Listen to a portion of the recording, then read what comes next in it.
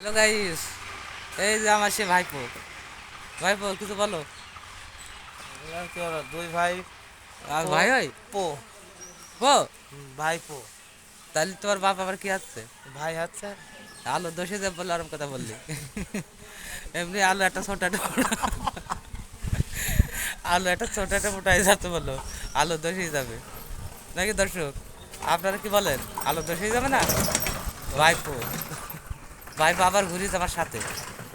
ও ভাইপোর একটা মেয়ে দেখেন দর্শক, বিদ্যুৎ দেবো।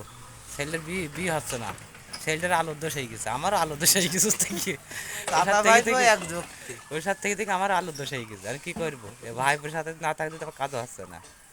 তো আপনারা ছেলেটার জন্য একটা মেয়ে দেখে না, ছেলেটার বিয়ে দিয়ে দেবো। ভালো ছেলে, খুব ভালো ছেলে, কর্মিক।